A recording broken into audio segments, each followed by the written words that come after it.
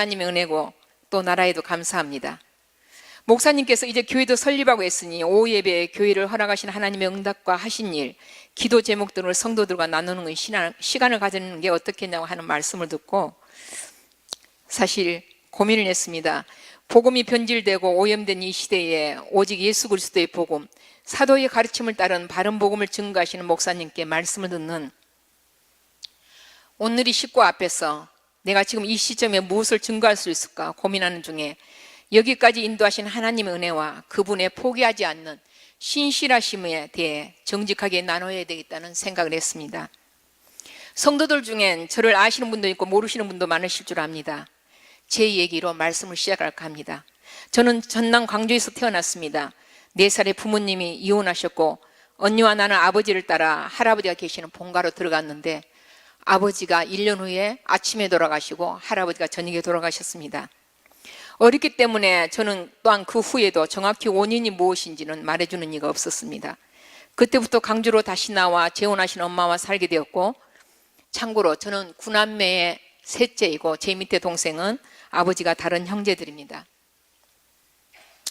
그런데 요즘 말하면 공동의시장 경매인이었던 어머니가 당자 수표가 돌아오기 전에 은행에 입금을 못하게 되자 어느 날 갑자기 새벽에 자는 우리들을 깨워서 첫 버스를 타고 온 곳이 부산이었습니다. 당시 군사정권이 들어서고 사회 질서를 잡기 위해 수표보되는 사람, 수표보도 무조건 잡아 넣는다는 소문이 있어서 그렇게 부산으로 오신 것입니다. 저는 원래 내성적이고 감성이 풍부했고 책을 좋아했습니다. 제가 그랬다고요. 선생님이 되고 싶은 꿈도 있었고 작가도 되고 싶었지요.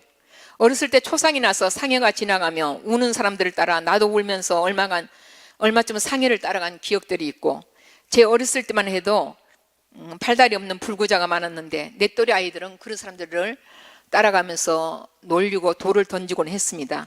그러나 나는 그런 사람들 쳐다보는 것조차 미안할 것 같아서 일부러 못 보는 척 했던 기억이 있습니다. 그런데 환경이 갑자기 바뀌고 친구도 없는 낯선 곳에 와서 전라도 가시나라고 이 보리문디들이 놀리니까 제가 상처를 참 많이 받았습니다. 부산 와서 보수동에 살게 되었고 그 가까이에 그 당시 주일학교로 유명했던 서부교회가 있었는데 북을 치며 여름 성경학교를 알리는 선생님을 따라 동생들 손을 잡고 교회를 다니기 시작했습니다. 주일학교에서 특별히 예수님에 대해 들은 기억은 별로 없는데 한 가지 잊을 수 없는 것은 나는 주의 화원의 어린 백합꽃이니 은혜비를 머금고 고이 피어납니다. 주의 은혜 감사에 나는 무엇 드리리. 사랑하는 예수님 나의 향기 받으소서. 이런 찬양이 있습니다. 어린 찬송.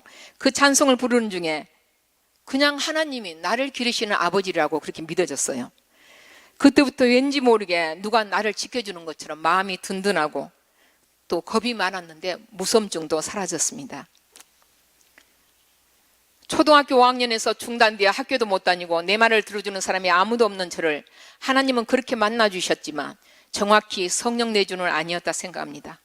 그리고 67년 1월에 어느 추운 겨울 한일호란 여객선을 타고 고향에 다녀오던 부모님은 군함과 충돌한 해난사고로 148명이 전원 사망한 중에 돌아가셨습니다. 참 드라마틱하지요. 그때 나온 보상금으로 동생들은 공부를 하였고 저도 중고등 과정을 야간에 다니며 공부했습니다. 나와 10년 차이 나는 막내 동생은 지금 미국 아이오와에서 한인 침례교를 하고 있고 제가 몇 년 전에 한 달간 다녀온 적이 있습니다. 저는 직장생활을 하며 가끔 생각나면 교회를 찾아갔고 종교는 기독교라고 썼지만 하나님은 멀리 계셨습니다. 저기 높은 하늘 위에 계신 거룩한 하나님, 이 많은 인구 가운데 나같이 미미한 존재는 모르실 것 같은 나와는 상관없는 하나님이었습니다. 저는 역기능의 가정에서 자랐기에 결혼에 대해 부정적인 생각을 갖고 있었습니다. 가정에 하나님 만드신 축복의 공동체라는 걸 알 수 없었기에 애들이 있으니까 어쩔 수 없이 사는 것이라는 부정적인 인식이 생겼었고 혼자 살겠다고 생각을 했습니다. 그리고 어려운 환경 가운데 살면서 인생은 무엇일까? 나는 왜 태어났으며 인간은 어디서 왔다 어디로 갈까? 혼자 닥치는 대로 책을 읽으며 답을 찾고자 했습니다. 40이 넘은 아줌마들이 몸빼 바지를 입고 바쁘게 다니는 것을 보면서 저 아줌마는 저 나이가 되도록 뭐하고 살았을까? 별로 한 것도 없는데 없는 것 같은데 뭐하고 살까 하고 인생이 덧없어 보이기만 했습니다. 그러다 어느 날 어차피 나이 들고 늙고 죽는 것으로 끝난다며 굳이 늙을 때까지 기다릴 거 뭐 있겠나. 지금 죽자 하고 10대 후반에 자살을 시도한 적이 있습니다. 그런데 원래 약을 잘 삼키지 못해서 치사량이 되기 전에 약 기운이 퍼져서 잠만 실컷 자고 살아났습니다. 나이 30이 되자 왠지 나는 뿌리가 없이 사는 사람 같은 생각이 들었습니다. 그래서 결혼에 대한 마음이 생겼을 때 지금의 남편을 만나 결혼했어요. 지금 남편이 누구신가 아시죠? 예. 보통 평범한 결혼도 서로 다른 두 사람이 만나 살려면 생각지도 못한 문제들이 생기는데 여러 악조건 속에서 결혼 생활이 시작되었고 집안 어른들의 지나친 간섭과 트집으로 저는 우울증에 빠졌고 당시 몸무게가 40kg도 나가지 않아 걸어가면 허리가 접혔습니다. 그리고 그 피해는 아이들에게 갔습니다. 난 끝까지 책임도 못 지면서 자식만 낳아놓고 돌아가시는 어른들에 대한 반감으로 아이 많은 것을 정말 싫어해서 아이를 낳고 싶지 않았지만 순서적으로 셋째 딸이 되는 징경이를 낳고 남편이 예비군 훈련 가서 정관 수술을 받았다고 안심을 하고 있었기에 배가 불러올 때까지 임신인 줄 몰랐습니다. 그리고 낳아보니 아들이었어요. 그 애는 하나님이 주신 아들이라 그랬고 우리 아들은 어려서부터 그렇게 듣고 자랐습니다. 남편은 건축자재 사업을 했는데 굴곡이 심했고 그 당시 경제적으로 가장 힘들 때였고 아이는 넷이나 되는데 난 영육이 약할 대로 약하지해서 갓난아기였던 아들도 젖먹일 때 외에는 거의 안아주지 못할 정도였으니 우리 아이들이 어떠했을지 이 말씀을 정리하면서 옛날을 생각하니 마음이 저리오듯 아팠습니다. 우울증 증세로 거의 잠을 자지 못하던 어느 날 이 세상의 인간은 나를 도울 자가 없다는 절망 속에 문득 하나님께 기도해야 되겠다는 마음이 들었습니다. 새벽기도 종소리를 듣고 교회에 가서 어떻게 기도해야 할 줄도 모르고 하나님께서 나를 이 땅에 태어나게 하신 것은 내가 알겠습니다. 그렇다면 이런 모습으로 살다 가긴 싫어요. 하나님이 태어나게 하신 목적대로 제대로 살다 가게 해주세요 하고 기도하는데 눈물이 나와서 울다 왔습니다. 그러면서 새벽기도가 시작되었고 조금씩 뭔지 모르게 힘이 생기는 것 같았어요. 하여튼 그러다가 남편 일이 하나님의 은혜로 잘 되기 시작하여 이사도 하고 돈을 벌어오는데 전 그때 돈이 행복이 아니라는 걸 또 한 번 실제로 알았습니다. 무엇으로도 채워지지 않는 영적 갈급함 속에 하나님을 만나면 인생이 바뀐다는 어느 글을 보고 어떻게 하나님을 만날 수 있을까 하고 그때부터 오직 하나님 한 분을 알기 위해 목마른 사슴이 신의 문을 찾기에 갈급함같이 모든 예배를 빠지지 않고 드리던 중 예배 중에 내가 죄인이라는 것을 깨달아졌고 요한복음 5장 24절 말씀으로 제가 구원받은 사실이 분명히 믿어졌습니다. 그때 눈에 보이지 않는 시커먼 것이 가슴께서 툭 떨어지는 것을 느꼈고 동시에 제 어깨를 짓누르고 있던 바위 같은 짐이 벗겨지는 것을 느끼면서 평안이 끝없이 밀려왔습니다. 너희가 진리를 알지니 진리가 너희를 자유케 하리라. 그 자유를 체험하고 그때부터 그 은혜에 감격하여 오직 하나님 한 분만을 구하며 그분 알기를 소원했습니다. 예배가 사모되고 주일 아침이면 일어나면서부터 은혜가 되기 시작했어요. 오늘은 하나님 아버지께 예배하는 날이구나. 오늘은 또 어떤 말씀으로 복을 주실까 기대로 가슴이 설렜습니다. 여러분 예배를 사모하며 은혜 받고 계십니까? 그렇다면 어떤 문제가 있더라도 염려할 것 없습니다. 기도 시간이 찬송에 있는 것처럼 귀하고 즐겁습니까? 그렇다면 이미 응답 가운데 있는 것입니다. 처음 성경을 읽동하면서 저는 2번을 성경을 안고 울었습니다. 한 번은 내 인생의 모든 해답이 이 성경에 있는데 성경을 옆에 두고도 찾아 헤매인 것이 억울해서 울었고 또 한 번은 성경은 나에게 쓴 하나님의 사랑 편지였습니다. 나를 향한 하나님의 그 셀 수도 없고 헤아릴 수도 없는 그 사랑에 감격하여 울었습니다. 저는 하나님을 인격적으로 만나고 기도하기 시작했고 하나님은 나의 모든 필요를 아시고 채우시며 언제나 말씀으로 응답하셨으며 아직 현실이 바뀐 것이 없어도 이미 응답을 믿고 가는 신앙생활을 하기 시작했습니다. 길을 가면서도 벌써 손잡이를 잡고 가는 중에도 나도 모르게 기도하고 있는 나를 발견하곤 했습니다. 그러던 중 남편이 거제도에 3,000평의 땅을 사고 새 아파트도 분양해 놓고 통장 잔고를 보여주며 이제 이만하면 미래는 걱정 없다고 했는데 그만 남의 보증을 서서 모든 게 날아갔습니다. 가제도까지 빨간 딱지가 붙었지요. 거기다 설상가상으로 거제도 땅을 1,000평이라도 건져보겠다고 방법을 찾은 것이 사기꾼 부동산업자를 만나 더 큰 피해를 입었습니다. 그래서 전 남편이 땅 사는 것에 대한 트라우마가 생겼어요. 전 그때 남편에 대한 실망감으로 경제가 파탄하면 가정이 깨진다는 말이 맞겠다는 생각이 들었습니다.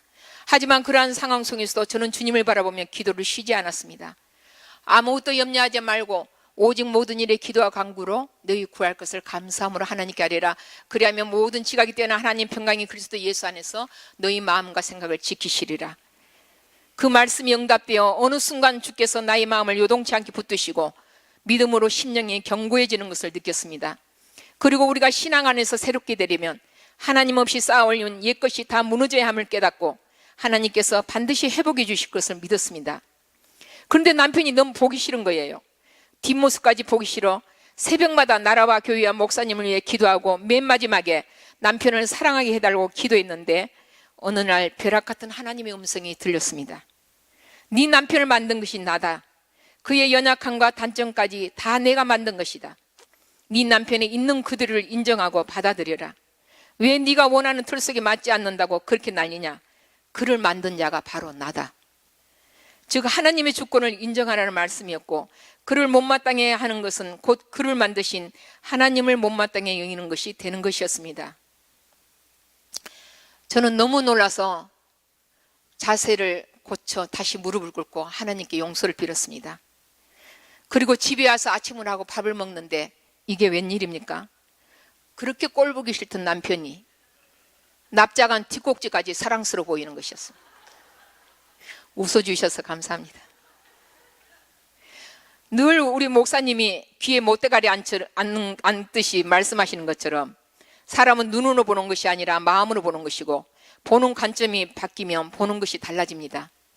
오직 믿음으로 복음의 관점으로 보는 저와 여러분이 되기를 소원합니다. 그 없는 데서 있게 하시는 하나님의 함께 하심으로 아무것도 남은 것이 없는 데서 새로운 사업을 시작하게 하셨고 동네 한양으로 이사도 하였는데 아들의 재수가 시작되었습니다. 그애가 삼수를 하고 들어간 동국대 경찰행정학과를 자퇴하고 내려왔을 때 도저히 감당이 안 돼요. 3일 금식 작정을 하고 기도하는데 이틀째 되는 날 기도하러 들어가는 중에 갑자기 주님의 음성이 생생하게 마음속에서 들렸습니다.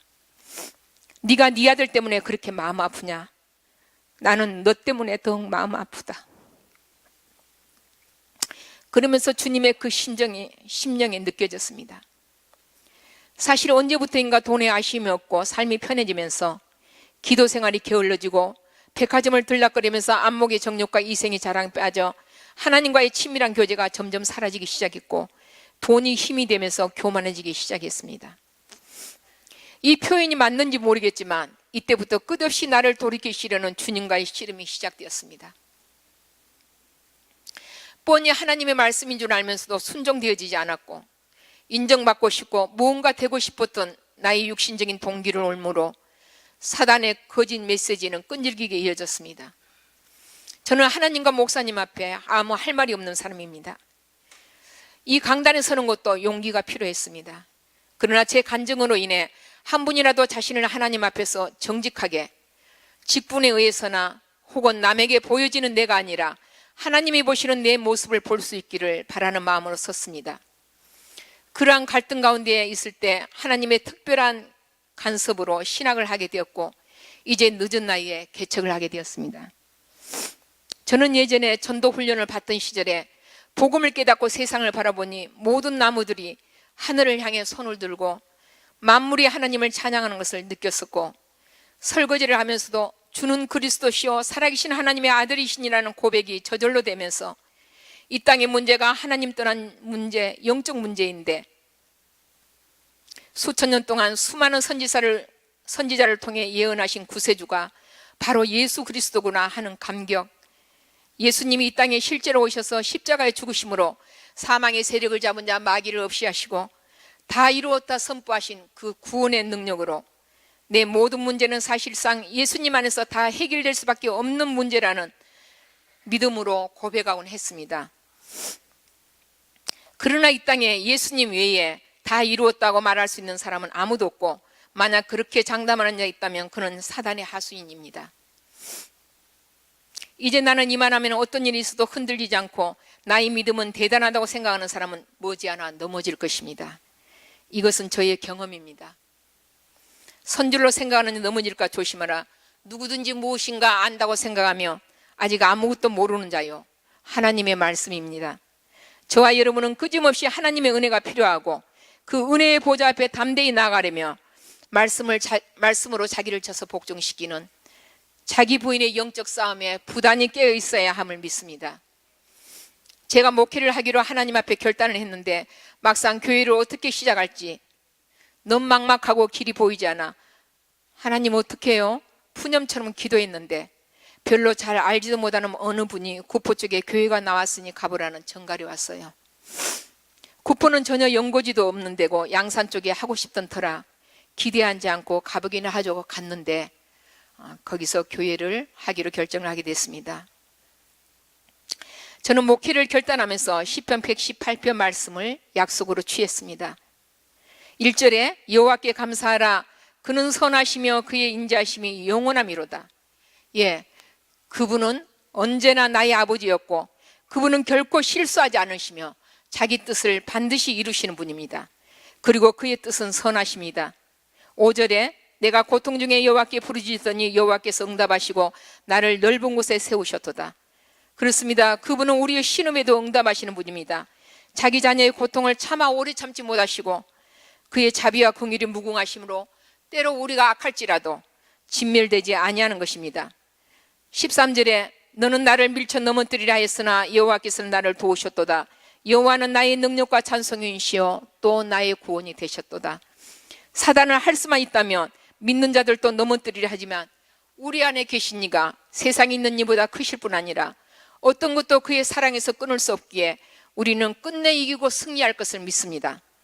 교회를 개척하게 하면서 사단은 가까운 사람들을 충동하여 인간적인 이유들로 낙심시키려 했지만 그러한 것도 제가 살아오는 삶의 결론으로 받아들이고 나를 낮추시는 하나님의 간섭하심으로 알며 하나님의 때가 되기까지 모든 것을 감내하며 가고자 합니다. 18절 19절에 내가 죽지 않고 살아서 여호와의 행사를 선포하리로다. 여호와께서 나를 심히 경책하셨어도 죽음에는 붙이지 아니하셨도다. 그렇습니다. 하나님께서 나를 살게 하심은 우리 주 예수 그리스도의 은혜의 복음을 증거케 하심인 줄 믿습니다. 22절에 건축자의 버린 돌이 집 모퉁이의 머릿돌이 되었나니 이는 여호와의 행하신 것이요 우리 눈에 기이한 바로다. 물론 이 말씀은 예수가 그리스도이심을 유대인들이 믿지 않고 그를 십자가에 못 박았지만 오히려 그의 죽음으로 말미암아 우리의 구원이 되신 것을 말씀하는 것이지만 저는 제 자신에게 이 말씀을 비춰볼 때 마치 인생의 끝자락에 서서 소망 없어 보이는 저에게 주님의 피로 값주고 사신 교회를 맡기신 하나님의 행하심이 우리 눈에 기이한 바로다. 그게 되지 않겠습니까? 네, 아멘이지요. 28절 주는 나의 하나님이시라 내가 주께 감사하리이다. 주는 나의 하나님이시라 내가 주를 높이리이다. 여호와께 감사하라 그는 선하시며 그의 인자심이 영원함이로다. 제가 교회를 시작하면서 구름대까지 볼때같이 사람들이 올 것을 기대하고 교회를 했을까요? 대답은 아니오입니다. 저는 그런 꿈에 부풀 나이가 아닙니다. 그보다는 내가 하나님 앞에서 견뎌내야 할 수많은 날들이 있을 것을 각오하고 갑니다. 저는 이번에 강도사 고시에서 한 과목에서 탈락되어 목사 안수가 1년 더 늦어지게 되었습니다. 안 그래도 우리 장로님이 남은 은퇴할 때가 다 됐는데 은퇴할 때 이제 시작한다고 걱정이 태산인데 하나님도 너무하신 거 아니에요? 그러나 이것도 모든 것이 합력하여 선을 이루시는 하나님의 선하신 뜻이 있는 줄 믿습니다. 설립 예배 때 어느 목사님이 개척하는 목회자는 먼저 자신부터 개척되어야 한다고 하셨는데 정말 맞는 말씀이라 생각합니다. 아버지께 참되게 예배하는 자들은 영과 진리로 예배할 때가 오나니 곧 이때라. 아버지께서는 자기에게 이렇게 예배하는 자들을 찾으신다 했습니다. 주님은 그 누구보다도 먼저 제가 참된 예배자가 되기를 원하신다고 믿습니다. 제가 개척한다는 소식을 들은 분들이 한결같이 아유 고생하겠네 하는 것이었습니다. 어차피 쓸데없는 헛고생도 많이 하는 판에 주와 복음을 위해 나의 생명을 조금 더 귀한 것으로 여기지 아니하노라 한 바울 사도의 그 고백을 흉내라도 낼 수 있다면 영광이라 생각합니다. 아시는 것처럼 저는 참 부족한 것이 많은 사람입니다. 오늘 제가 그동안 많은 은혜를 받고 살아가는 우리 온누리교회에서 말씀을 전한 이 시점을 한 획으로 긋고 이제 뒤에 있는 것은 잊어버려 오직 앞에 있는 것을 잡으려고 표대를 향하여 날마다 나아갈 수 있기를 소망합니다. 사랑하는 성도 여러분, 저희 반석교회를 위해서 기도해 주십시오. 제가 10년 전에 오직 교회를 따라 양산 지역에 정착하게 하신 하나님이 이제 또다시 아무 연고도 없는 구포 지역에 교회를 세우게 하신 것은 그 지역에 복음 전환을 하심인 줄 믿습니다. 저를 위해서 더욱 낮아지고 겸손하도록 또한 한 영혼을 천하보다 귀하게 여기시는 주님의 마음을 품고 때를 얻든지 못 얻든지 담대히 예수 그리스도의 바른 복음 전하는 전도자가 되도록 기도해 주시기 바랍니다. 저도 늘 잊지 않고 온누리교회와 성도님들 위해 기도하겠습니다. 혹시 제가 말씀드린 것 중에 조금 거시기 한 것만 기억해서 우리 장로님에게 확인 사살하는 일이 없도록 부탁드리겠습니다. 기도하겠습니다. 하나님 아버지 감사합니다.